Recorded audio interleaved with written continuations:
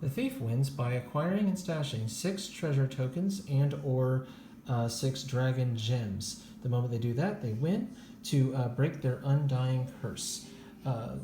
On their turn, what they will do is they will take the 2, the 3, and the 4, and they will place it at either movement, stealth, or thievery.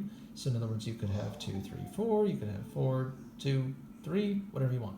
However many that is how much movement. So if it was the 2, it was 2 plus 1 movement. Stealth is how much other players can see you to kill you.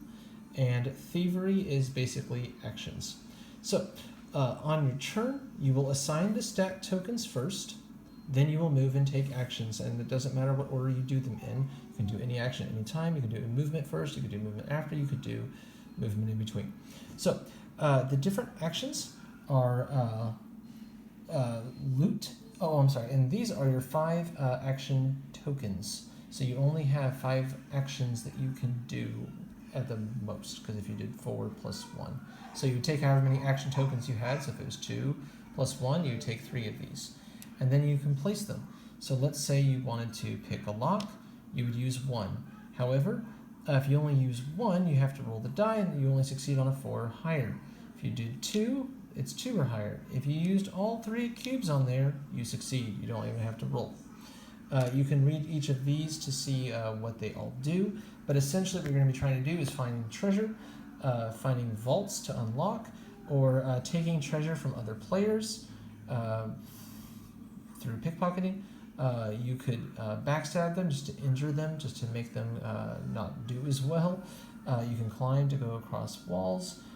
You can hide loot to lower how much treasure that you drop. So any player can basically just attack you, and if they attack you successfully, you are dead, and you have to start back at the entrance tile on the beginning of your next turn.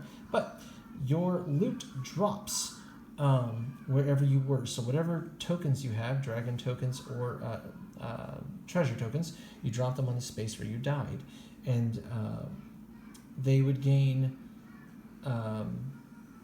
things based off of your drop level.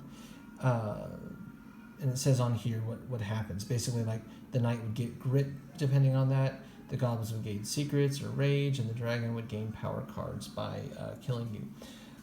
Just as a side note, you can use this token or this token for movement. You can use these for the plunder, for the vault tokens, or these. I think these are super confusing, so I would totally use these instead. So that's what you do on your turn. I'm trying to think if there's anything. And this is where I should mention this.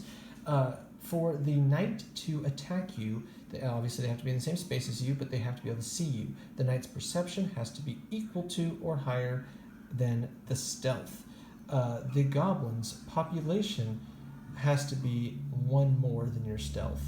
The dragon can always see you, the cave can always see you, but the cave doesn't really attack you in that way anyway. They kind of do it differently. So the way to win is by you end your turn, you go to a treasure or a plunder, or you grab it from pickpocketing, you carry it. When you carry it, you put it here in your unstashed tokens. Each token you have here give you -1 stealth, which means that they will kill you easier and then drop the stuff, and then they'll take your stuff. So once you have them in your unstashed, you want to go to the entrance. The moment you go to your entrance, you have stashed them. You take them off of here and instead place them in an upgrade. You can upgrade by, for example,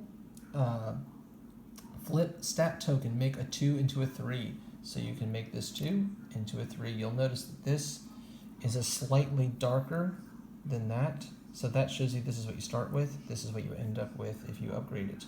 You can upgrade your 3 into a 4, which would make this 3 into a 4, or make them all 4s.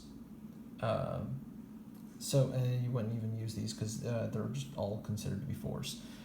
You can upgrade other things like climbing gear. So you would place your upgrade token here to show that you have climbing gear or unnatural invasion, or whatever else the other ones are, like lockpicking kit. So every time you actually want to grab the treasure tokens and stuff quickly to upgrade yourself. Once they are stashed, they cannot be taken away. However, your upgrades could be taken away. So let's say you upgraded this, but the cave did something to destroy it. You still have that stashed. You just take it off to the side, but you are still like one closer to winning. Once you get 6, you have won.